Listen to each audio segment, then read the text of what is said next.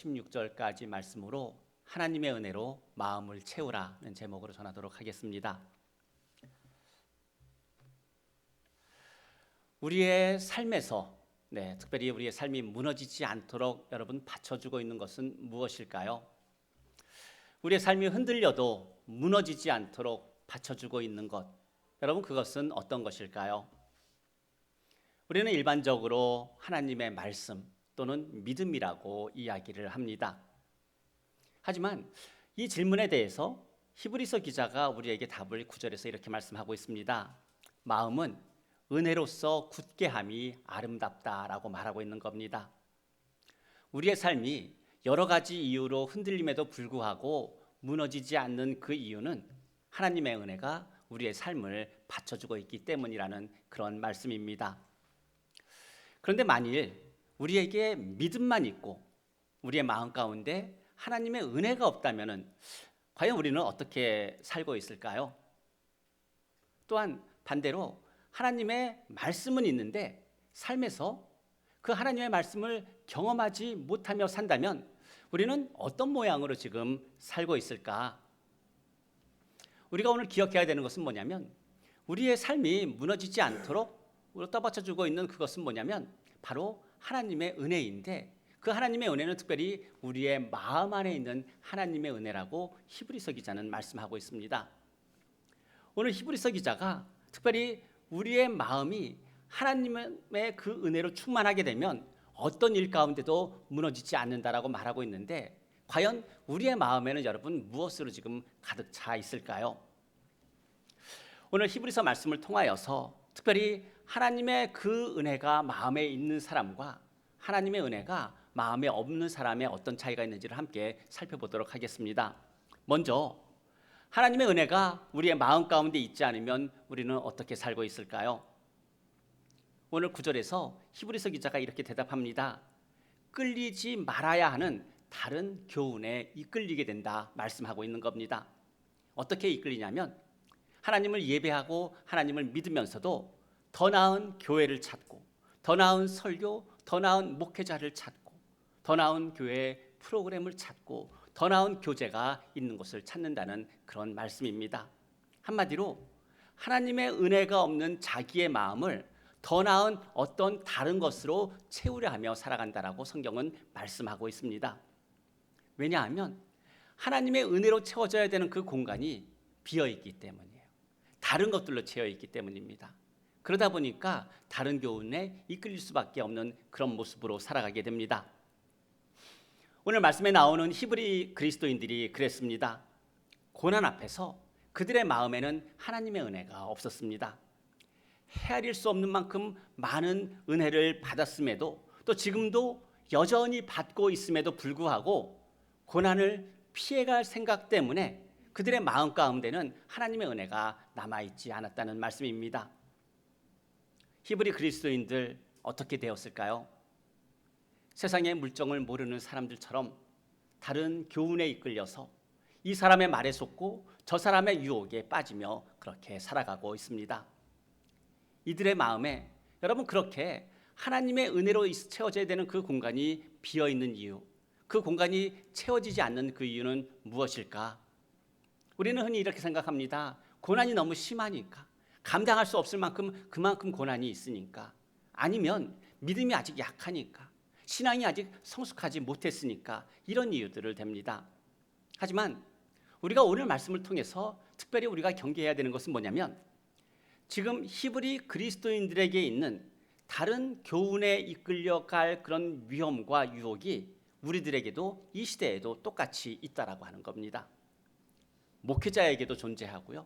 성도들에게도 똑같이 존재합니다. 목회자는 어떤 것들이 있을까요? 어떻게 하면은 더 좋은 프로그램을 만들어서 성도들을 모을까? 이런 마음들을 갖게 되는 거예요. 성도들은 어떻습니까?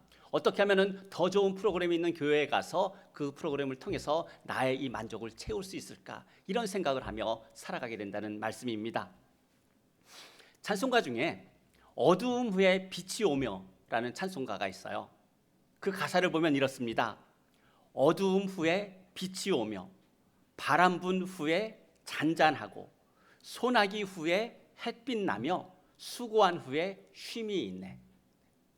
제가 좀 찬양을 잘했으면 아마 불렀을 겁니다. 네. 그런데 이 찬송가 가사는 단지 고난이 있는 우리를 위로하기 위해서 이 찬송가가 있는 게 아니에요. 이 찬송가에서 어두움 후에 빛이 온다라고 말하고 있는 것은 뭐냐면 결국 모든 사람은 그 사람의 삶에는 어둠이 있고 바람이 불고 소나기가 내리고 또 땀 흘려 수고해야 되는 그런 삶이 있다는 것을 가르쳐주고 있는 겁니다.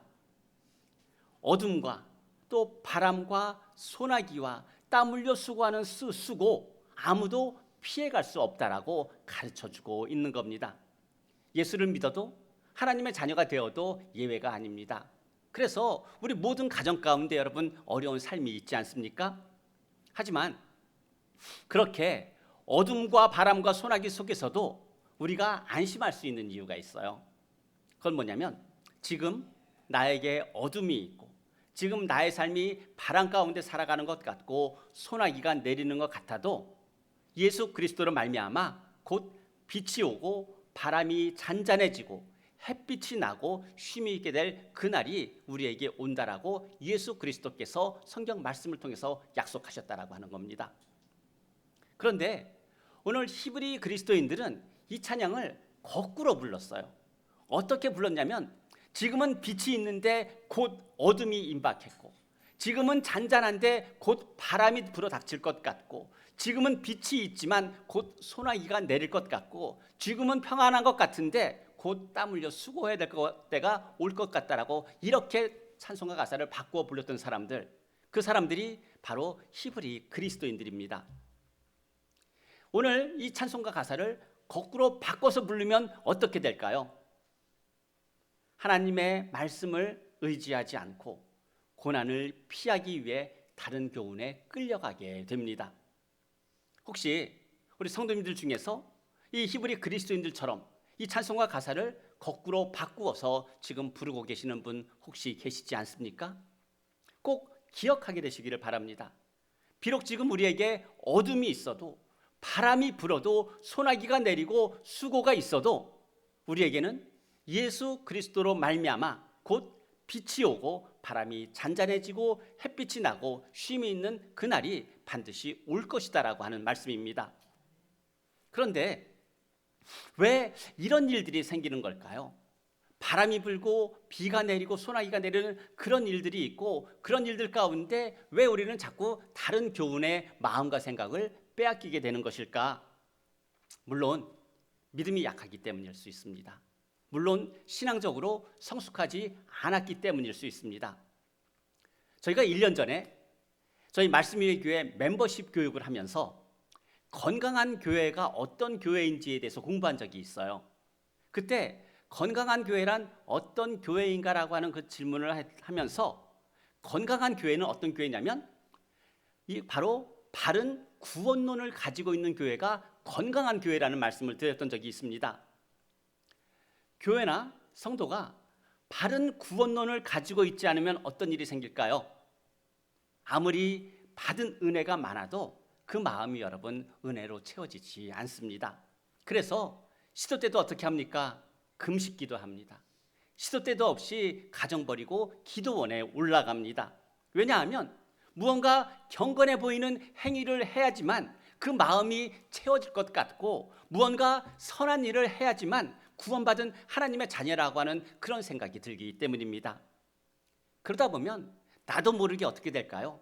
다른 교훈에 다른 복음이 아닌 복음에 여러분 빠지게 된다는 그런 말씀입니다.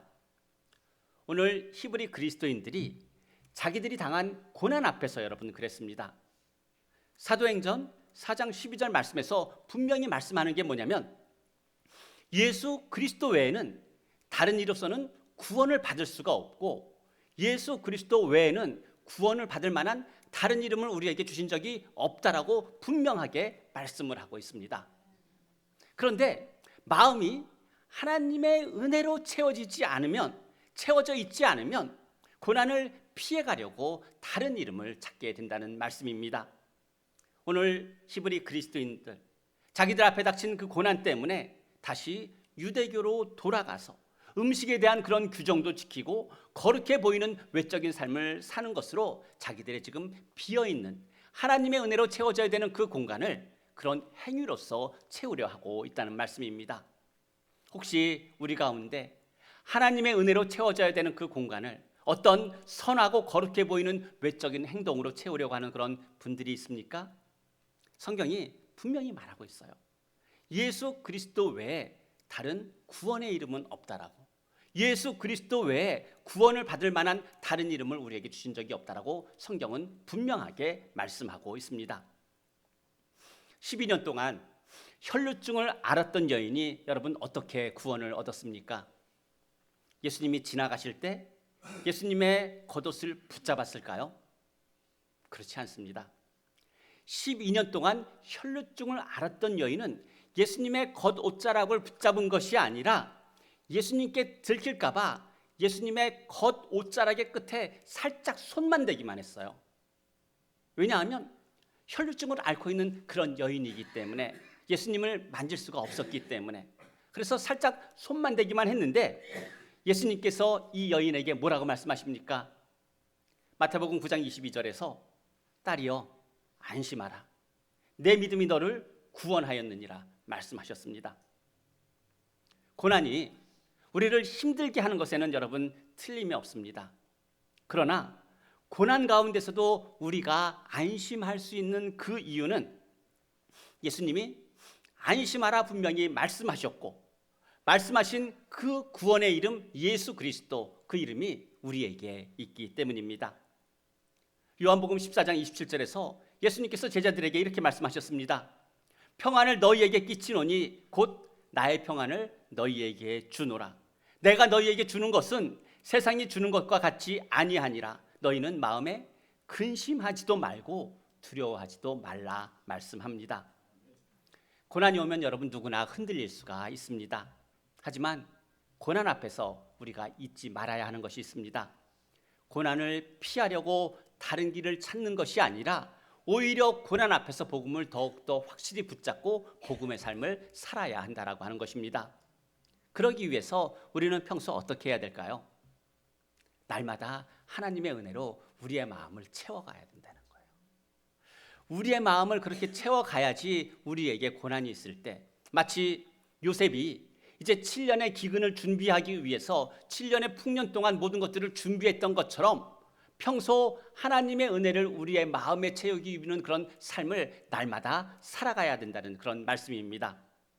그래서 오늘 히브리서 기자는 히브리 그리스도인들에게 한 가지를 상기시킵니다.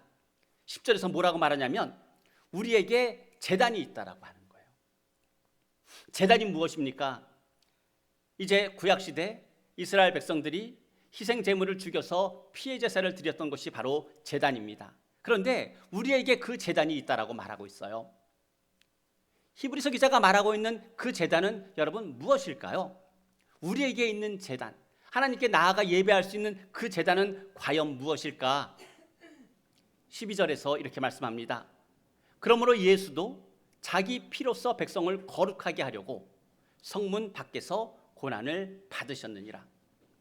성문 밖에 있는 골고다에서 예수님께서 십자가에 달리신 그 희생의 피를 쏟으신 바로 그 십자가가 우리의 제단이라고 말씀하고 있는 겁니다.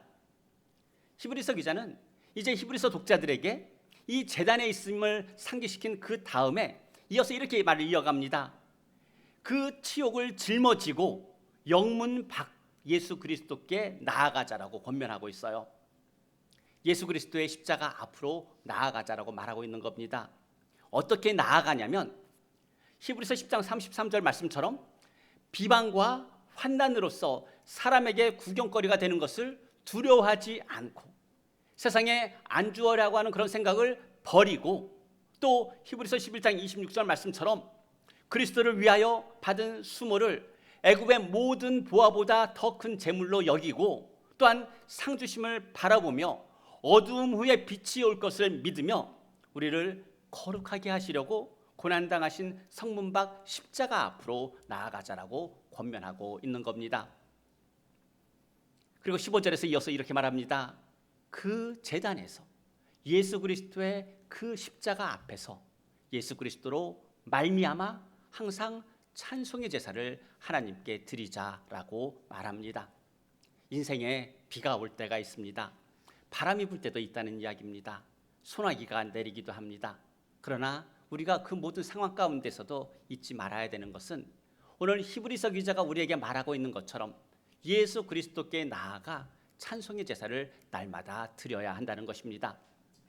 오늘 고난을 피하기 위해 다른 교훈을 찾는 히브리 그리스도인들에게 히브리서 기자는 어떤 답을 하고 있는 것일까요? 이 세상 누구도 고난을 피해갈 수 있는 사람은 아무도 없다는 이야기입니다. 예수 그리스도를 믿는 하나님의 자녀라 할지라도 고난을 피해가는 그런 삶은 이 세상에서는 불가능하다고 말하고 있는 겁니다. 하지만 아무리 그 고난을 피해갈 수 있는 것이 불가능하다 할지라도 우리에게 가능한 것이 하나가 있다고 말하고 있는 겁니다. 하나님을 찬송하고 하나님을 예배하고 십자가 앞으로 나아가는 그 길은 항상 열려 있다고 말씀하고 있는 겁니다. 그런데 문제는 뭐냐면 그 십자가 앞에 나아가 하나님을 찬송하는 제사를 드려야 하는데 사람의 비방거리가 되는 것이 힘들고 사람의 구경거리가 되는 것이 두렵고 그래서 성박 십자가 앞으로 잘 나아가지 못합니다. 그래서 오늘 히브리서 기자가 어떻게 말하고 있습니까? 예수 그리스도께서 성문 밖에서 고난을 받으셨은즉 13절에서 이렇게 말씀합니다. 우리도 그의 치욕을 짊어지고 영문 밖으로 나아가자라고 말하고 있는 겁니다. 고난을 피하려 하기보다 어떻게 하라는 말씀입니까? 사람에게 비난거리가 되고 사람들의 그 눈치 보는 것이 두렵다 할지라도 주님께 나아가야 된다라고 가르쳐주고 있는 겁니다. 고난 앞에서 여러분 불평하고 원망하는 그것은 너무나 쉽습니다. 누가 가르쳐주지 않아도 우리는 너무나 잘하는 것 중에 하나이기도 합니다.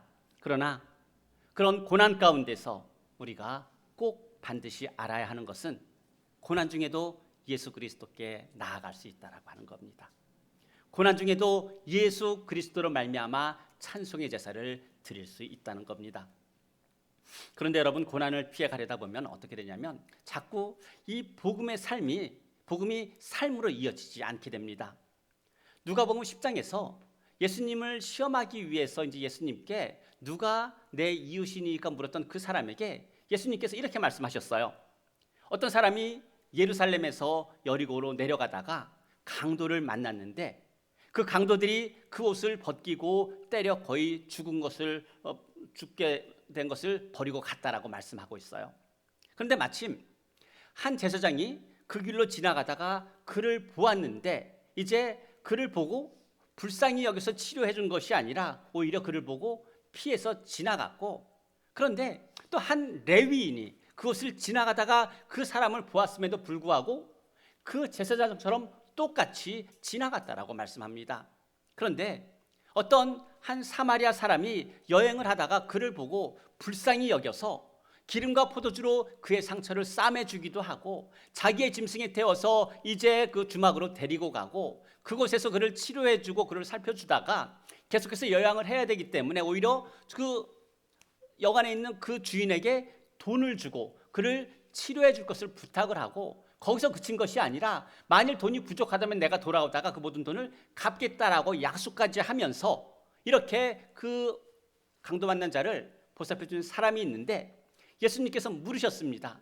누가 이 강도 만난 사람의 이웃이냐 이렇게 물었습니다. 이 말씀에서 여러분 제사장과 레위인은 누구입니까? 누구보다도 성경적인 지식이 많고 누구보다도 율법적으로 도덕적으로 윤리적으로 삶을 잘 산다라고 자부하는 그런 사람들입니다. 예배와 기도와 신앙생활에 충실하다고 생각하는 그런 사람들이고 무엇보다도 누구보다도 하나님의 은혜를 많이 받은 사람이라고 자부하는 사람들, 그 사람들이 제사장이고 레위인이라는 말씀입니다. 그런데 그렇게 하나님의 은혜를 많이 받았다라고 자부하는 그 제사장과 레위인이 강도 맞는 사람을 왜 보살펴 주지 않고 여러분 그냥 갔을까요? 가장 큰 것, 첫째는 그들의 마음에 하나님의 은혜가 없었기 때문이에요. 하나님의 은혜가 하나도 채워져 있지 않았기 때문입니다. 또한 둘째는 제사장으로서 레위인으로서 이제 그 마치 죽은 것처럼 보이는 그 사람을 치료해 주었을 때 사람들에게 혹시 수치를 당하지는 않을까? 부끄러움을 당하지는 않을까? 이런 두려움 때문에 그 강도받는 사람을 고쳐주지 않습니다. 또한 세 번째는 죽어가는 그 사람을 만졌다가 혹시 자기들이 부정해지지는 않을까? 이런 염려 때문에 여러분 다 죽어가고 있는 사람을 보면서도 그들은 그냥 지나가게 됩니다. 반면에 강도 만난 자를 치료해준 사마리아 사람은 제사장도 아니고 레위인도 아닙니다. 특별히 유대인들에게는 아주 멸시당하는 그런 사람입니다. 그럼에도 불구하고 그는 사람들에게 받는 조롱과 수치와 부끄러움을 전혀 두려워하지 않았어요. 오히려 그 오늘 성경에서 말씀하고 있는 것처럼 예수 그리스도의 치역을 짊어지고 그 모든 일들을 능히 감당했던 사람, 바로 그 사람이 사마리아 사람이라는 이야기입니다. 왜 그랬을까요? 비록 사마리아 사람이라 할지라도 하나님의 은혜가 그 마음 안에 충만했기 때문입니다. 우리의 마음, 특별히 우리 안에 있는 그 공간 중에는 하나님의 은혜로만 채울 수 있는 그런 공간이 있습니다. 그 공간은 물질로도 채울 수가 없고 눈에 보이는 그 어떤 것으로도 여러분 채울 수가 없습니다. 오직 하나님의 그 은혜만이 채울 수 있는 그 공간. 그런데 오늘 히브리 그리스도인들 다른 교훈으로 채우려고 했어요. 고난 앞에서 사람들에게 받는 그 수치와 부끄러움, 이러한 것들을 오히려 두려워했습니다. 그러나 오늘 말씀 가운데서 우리가 배워야 하는 것은 비록 사람들로부터 어떤 부끄러움을 당한다 할지라도 복음 안에서 진리 안에서 우리는 날마다 하나님을 찬송하며 우리의 그 마음을 하나님의 은혜로 채워야 한다는 이야기입니다. 특별히 여러분 형제 자매에게 우리가 관심을 갖지 못하는 이유는 어디에 있을까요? 형제 자매의 어려움을 보면서도 우리가 살피지 못하는 그 이유는 어디에 있을까? 삶이 어려워서일까요? 나의 형편이 힘들어서일까요? 아니면은 내 안에 하나님의 은혜가 남아있지 않기 때문일까요? 형제 자매를 살피지 않는 것은 삶이 힘들기보다도 물론 삶이 힘들면 그런 생각도 많이 들기도 하지만 특별히 하나님의 은혜가 남아있지 않기 때문에 형제와 자매를 돌보지 않는다는 말씀입니다. 저는 지난주에 이제 우리 성도님들 이 아래 들어가시고 또 정말 마음을 다해서 함께 기도해 주시고 또 문자 메시지를 통해서 격려하고 위로하시는 그런 모습을 보면서 참 너무 좋았어요. 그래서 이제 두 분 다 이제 이 아래서 퇴원하시고 금요일 저녁에 이제 침대에 누워서 자는데 마음이 그렇게 평안할 수가 없었어요. 저는 그것이 바로 선한 행실이고 그것이 바로 은혜 받은 자의 모습이라고 생각합니다. 사랑하는 성도 여러분, 하나님의 은혜를 마음에 가득 채우고 주님 기뻐하시는 그 선을 행하며 또 서로 나누어 주기를 기뻐하며 하나님이 기뻐하시는 그 거룩한 제사를 날마다 삶 가운데 드리게 되시기를 주님의 이름으로 축복합니다. 기도하겠습니다. 사랑과 은혜가 풍성하신 하나님 아버지 참 감사합니다. 날마다 은혜를 베푸시며 또 우리의 마음 가운데 그 은혜로 채우게 해주시니 감사함을 드립니다. 특별히 연약한 성도들을 바라볼 때에 또 주께서 우리를 긍휼히 여기시는 것처럼 긍휼한 마음을 갖게 하시고 또 기도하게 하시고 격려하고 위로하게 하시고 마음으로 함께하게 하신 그 하나님의 은혜를 감사함을 드립니다. 이제 말씀 위의 교회 모든 성도님들이 주께서 말씀하시는 것처럼 그 은혜로 날마다 채우게 하여 주시고 무엇보다도 힘들고 어려운 삶 중에서도 예수 그리스도의 십자가 앞으로 나아가 항상 하나님이 기뻐하시는 찬송의 제사를 올려드리는 하나님의 자녀로 살아가게 하여 주옵소서. 특별히 그 제사가 모든 가까이 하는 성도들 가운데 일어나게 하여 주시고 하나님이 기뻐하시는 또 선을 행하며 이웃을 돌보며 나누어 줄 수 있는 그런 풍족한 하나님의 자녀로 살아가게 하여 주옵소서. 감사드리며 예수님의 이름으로 기도드립니다. 아멘. 일어나서 함께 찬양합니다.